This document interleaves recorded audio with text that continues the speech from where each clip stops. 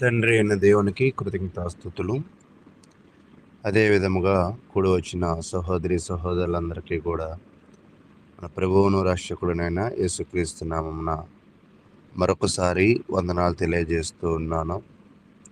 చాలా సంతోషము మీ అందరితో కలిసి దేవుని వాక్యమును ధ్యానించే అవకాశము దేవుడు నాకు అనుగ్రహించాడు.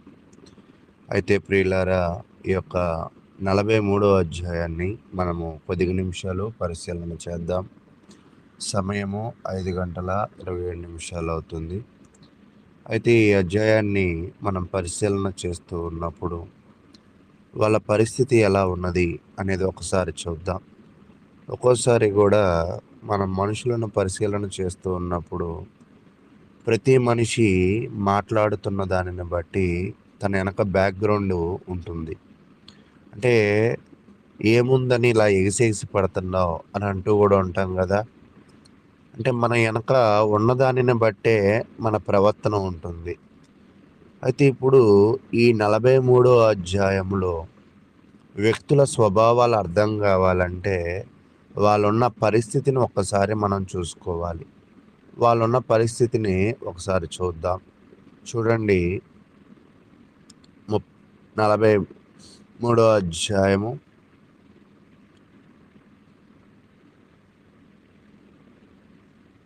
5వ వచనం చదువుకుందాం. నీవు వానిని పంపనొల్లని ఎడల మేము వెళ్ళము. ఆ మనుష్యుడు మీ తమ్ముడు మీతో లేని ఎడల మీరు నా ముఖము చూడకూడదని మాతో చెప్పాను. వాస్తవానికి ఏంటంటే వీళ్ళ పరిస్థితి ఇప్పుడు ఎలా ఉన్నది అంటే కొంచెం భయపడుతూ ఉన్నారు. ఒకసారి ఐగుప్తు నుంచి వచ్చేసారు, కానీ మరలా ఐగుప్తుకి వెళ్ళాలి అన్నా, ఐగుప్తుకి వెళ్ళి ధాన్యం కొనాలి అన్నా వీళ్ళు చాలా భయపడుతున్న పరిస్థితి.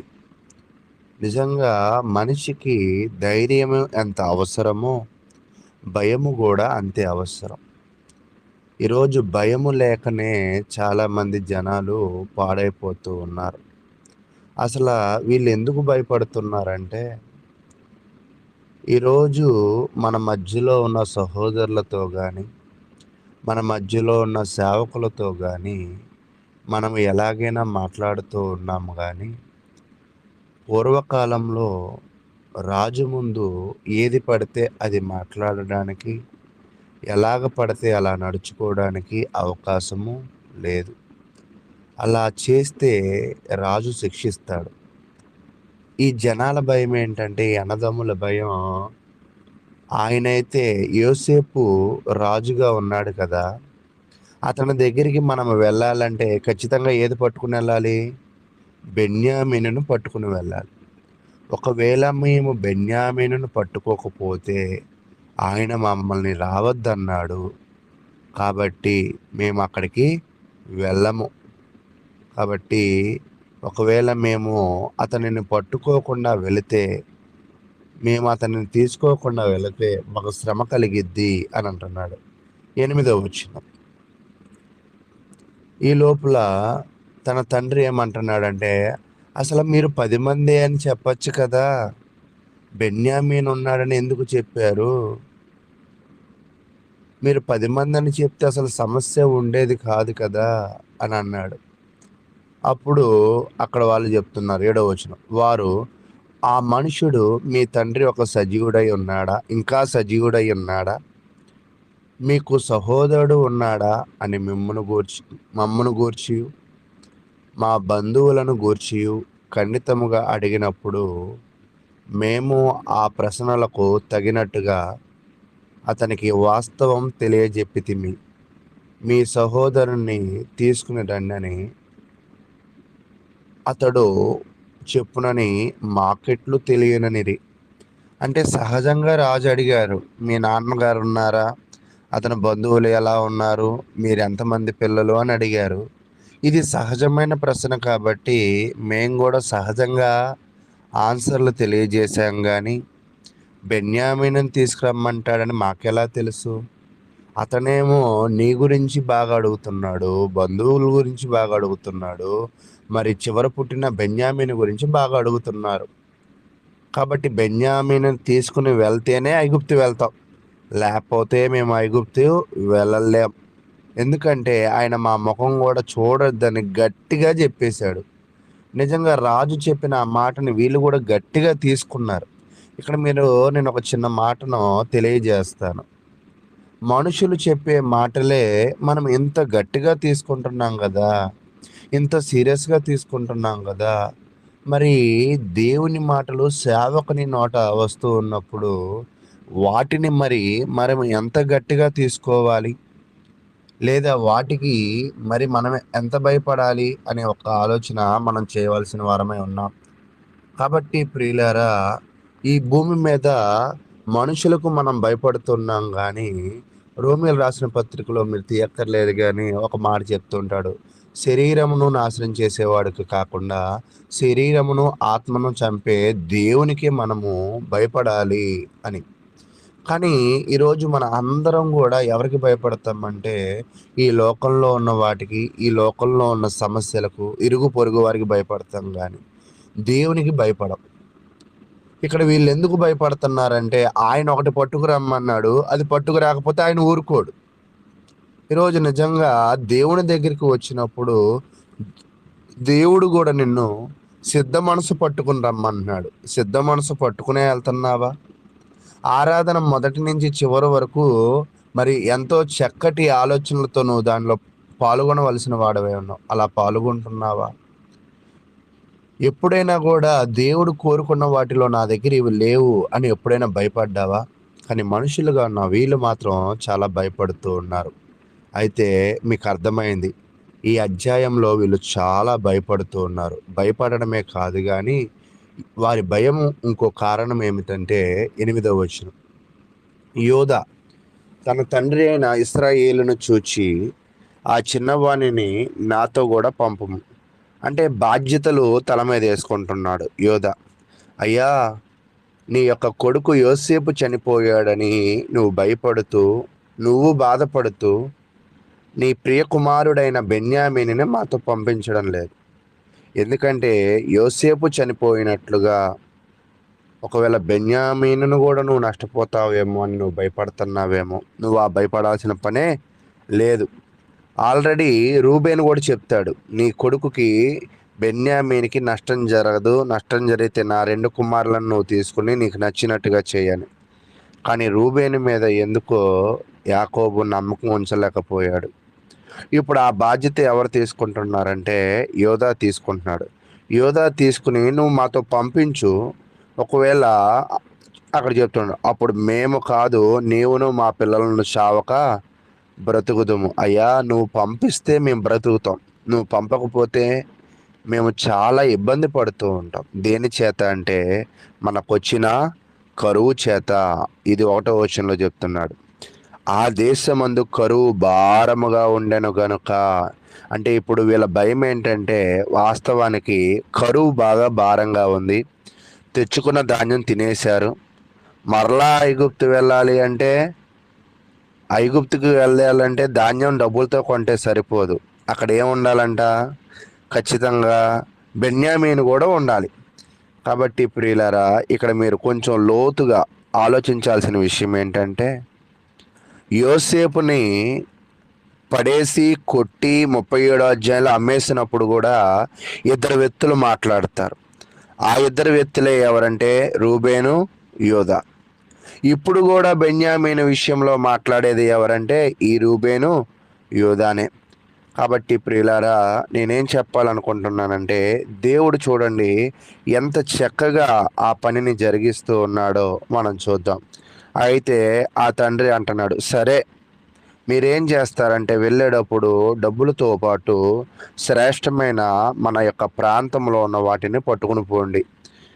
వాటిని పట్టుకుని పోతూ వాటిలో కొంత ధనాన్ని పట్టుకుని మీరు వెళ్ళండి అని చెప్పి 14వ వచనం చెప్తున్నాడు. ఆ మనుషుడు ఈ ఇతర సహోదరుని బెన్యామీనుని మీకు అప్పగించినట్లు సర్వశక్తుడైన దేవుడు ఈ మనుషుని ఎదుటము మిమ్మును కరుణించునుగాక. నేను పుత్రహీనుడనై ఉండవలసిన ఎడల పుత్రహీనుడు అగునని వారితో చెప్పాను. సరే బెన్యామీనుని తీసుకువెళ్ళండి. ఎందుకు అంటే బెన్యామీన్ వెళ్తేనే ధాన్యం వచ్చిద్దంటే, బెన్యామీన్ వెళ్తేనే మన కరువు తీరిద్ది అంటే ఖచ్చితంగా బెన్యామీనుని తీసుకువెళ్ళండి. కానీ బెన్యామీనుతో చాలా ధనాన్ని తీసుకువెళ్ళండి. బెన్యామీనుతో చాలా వస్తువులు తీసుకువెళ్ళండి. ఒకవేళ ఇంకా దేవుడి చిత్తమే, దేవుడే ఒకవేళ నా కొడుకుని నా దగ్గరికి పంపించాలంటే దేవుడే పంపిస్తాడు. ఒకవేళ నా కొడుకు నా దగ్గరికి రాలేదు అంటే నేను పుత్రహీనుడిని అవుతా. అంటే ఇక్కడ ఈ మాట చూస్తే యోబు గుర్తొస్తాడు. దేవుడే ఇచ్చాడు, దేవుడే తీసుకెళ్ళాడు, దేవుని నామము మహిమ కలుగును లాగా అనగా, అలాగే యాకోబు కూడా ఇప్పుడు ఎవరి మీద ఆధారపడిపోతున్నాడంటే మాటిచ్చిన యోధా మీదనో గతంలో మాట్లాడిన రూబేను మీదనో ఆధారపడకుండా దేవుడి మీదే ఆధారపడుతున్నాడు. సరే కొడుకుని తీసుకువెళ్ళండి, దేవుడు ఇవ్వాలనుకుంటే బెన్యామీనుని మరలా నా ఊర్లో పంపిస్తాడు అని చెప్తున్నాడు. ఒక వచనం చదువుకుందాం. సామెతల గ్రంథము 21 అధ్యాయము 1 వచనం. యెహోవా చేతిలో, సామెతల గ్రంథము 21 అధ్యాయం 1 వచనం. యెహోవా చేతిలో రాజు హృదయము నీటి కాలువల వలె నున్నది, ఆయన తన చిత్తావృత్తి చొప్పున దాన్ని త్రిప్పును. ఇక్కడ ఏం చెప్తున్నాడంటే ప్రతి మనిషి హృదయము అతని చేతిలో ఉందని అనుకుంటూ ఉంటాం. నిజంగా ఇక్కడ ఏం చెప్తున్నాడంటే యెహోవా చేతిలో రాజు హృదయము నీటి కాలువ వలె నున్నది, ఆయన తన చిత్తావృత్తి చొప్పున దాన్ని తిప్పును. ప్రతి ఒక్కని హృదయము ఎవరి చేతిలో ఉందంటే దేవుని చేతిలో ఉంది.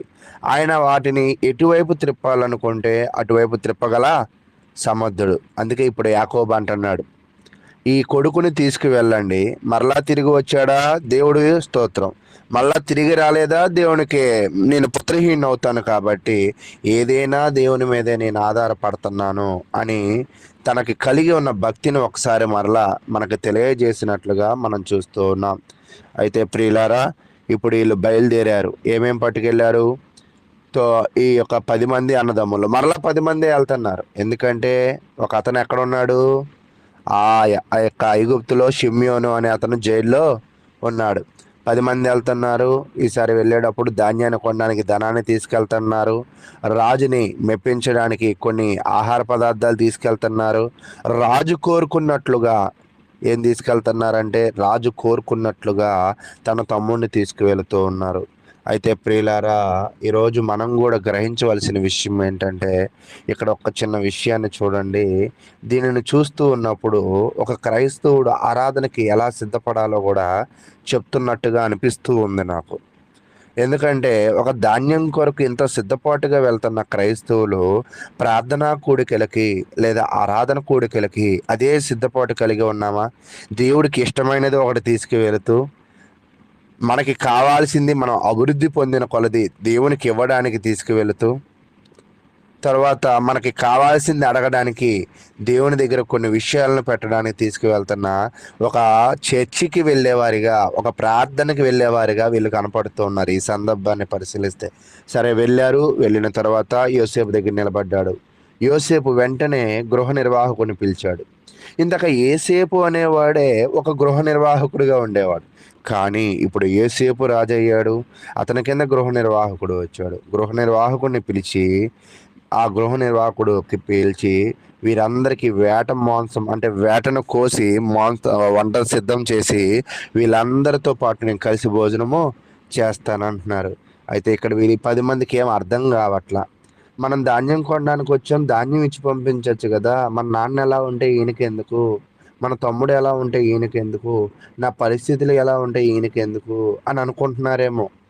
కానీ 18వ వచనం వాళ్ళ భయం. ఆ మనుషులు యేసేపు ఇంటికి రప్పింపబడినప్పుడు వారు భయపడి మొదట మన గోనెలో తిరిగి పెట్టుడని. అంటే వీళ్ళు భయపడిపోతూ అసలు అయ్యా మేము వచ్చింది ధాన్యం కోసం, ఇక్కడేమో అడుగుతుంది ఏంటంటే మా నాన్నని మా తమ్ముడిని అడుగుతున్నారు, నాకు ఇక్కడ ఏం అర్థం కావట్లా, మా గోనెలు ఇప్పితే మేము ధాన్యం కొన్నాం కదా, ధాన్యం కొన్న తర్వాత డబ్బులు ఇచ్చేసాం కానీ డబ్బులు మరలా మా గోనెలో ఉన్నాయి, ఎలాగయ్యా అని చెప్తూ ఉన్నాడు. ఎలాగయ్యా అని వీళ్ళు డౌట్ పడుతూ ఉన్నప్పుడు, వీళ్ళు ఆందోళన పడుతూ ఉన్నప్పుడు, అయితే ఇదంతా కూడా మీ హెబ్రీయుల దేవుడి ద్వారానే జరుగుతుంది అనే విషయాన్ని ఎవరు చెప్తున్నారంటే ఆ గృహ నిర్వాహకుడు కూడా తెలియజేస్తున్నాడు. ఈ లోపల షిమ్యోన్ని కూడా జైల్లోంచి విడుదల చేశారు. ఇప్పుడు 10 మంది కాస్త ఎంతమంది అయ్యారంటే మరి 11 మంది అయ్యారు. ఈ 11 మందితో కూడా యోసేపు వచ్చాడు. యోసేపు వచ్చి బెన్యామీనుని తనివి తీరా చూసుకున్నాడు. తనివి తీరా చూసుకున్న తర్వాత అతను చాలా దుఃఖపడ్డాడు. అంటే ఆళ్ళందరి ముందు దుఃఖపడకుండా పక్కకు వెళ్ళి దుఃఖపడి మరలా తను తాను సరిచేసుకొని మరలా వచ్చి వాళ్ళతో చక్కగా విందు చేసి ఉన్నాడు. అయితే విందు చేసిన తర్వాత వాళ్ళందరికీ కూడా కలిగి ఉన్న దానిని కంటే బెన్యామీనుకి చాలా ఎక్కువ వేయడం జరిగింది. అయితే ఇక్కడ ఒక గమ్మత్తు జరుగుతుంది. 33వ వచనం. జ్యేష్ఠుడు మొదలుకొని కనిష్ఠుడి వరకు వారు అతని ఎదుట తమ తమ యూ ఈడు చొప్పున కూర్చుండిరి గనుక ఆ మనుషులు ఒకని వైపు ఒకడు చూచి ఆశ్చర్యపడిరి. అంటే ఒక్కొక్కళ్ళకి ఒక్కొక్క స్థానం అక్కడ యోసేపు ఇచ్చాడు. అంటే మొదట రూబేను, షిమ్యోను, లేవి అంటే ఎవరు ఎలా పుట్టారో అలాగా ఎవరికి తెలుస్తుంది? వాళ్ళతో ఉన్న వాళ్ళకి. కానీ ఈ రాజుకి ఎలా తెలిసింది? వరుసగా కూర్చోబెట్టారేంటి? మా వయసులో తగ్గట్టు అని వాళ్ళు ఆశ్చర్యపడ్డారు. ఆశ్చర్యపడిన తర్వాత చక్కగా వాళ్ళందరూ కూడా సంతోషపడ్డారు. ఇక్కడ మీరు గమనించవలసిన ఇంకొక విషయం ఏంటంటే, ఇదే ఐగుప్తుకి గతంలో యోసేపును అమ్మేశారు. ఇదే ఐగుప్తుకి ఇప్పుడు ధనాన్ని పట్టుకుని వెళ్ళారు. ఇదే ఐగుప్తులో గతంలో కోపంతో యోసేపును అమ్మేశారు. ఇదే ఐగుప్తులోకి ఇప్పుడు భయంతో వాళ్ళ జీవితాన్ని ముందుకు తీసుకువెళ్తున్నారు. పరిస్థితులు ఇందాకే మీకు చెప్పాను కదా, దేవుడే వారి మనసులను, పరిస్థితులను మారుస్తాడు. కాబట్టి ప్రియులారా, ఇక నేను చెప్పాలనుకుంటున్న విషయాలు ఏమిటి అంటే, మనందరం కూడా మరి దేవుని మీద ఆధారపడి వాక్యానుసారంగా మనం జీవించి ఒక మనుషుల దగ్గరికి వెళ్ళినప్పుడు ఎంత సిద్ధపాటు కలిగినప్పుడు ఆ మనిషి వాళ్ళని ప్రేమించి వారిని ఎంతో ఆనందపెట్టాడు యోసేపు. వాస్తవానికి భయంతో వెళ్ళారు మొదటి వచనంలో, చివరి వచనంలో ఆనందంతో ఉన్నారు. కాబట్టి ఈరోజు దేవుని దగ్గరికి కూడా నువ్వు భయభక్తులతో వెళ్ళు. దేవుడు నిన్ను ఆనందపెట్టే దేవుడుగా ఉంటాడని కోరుకుంటూ మరి నాకు ఇచ్చిన సమయాన్ని నేను ముగిస్తూ ఉన్నాను.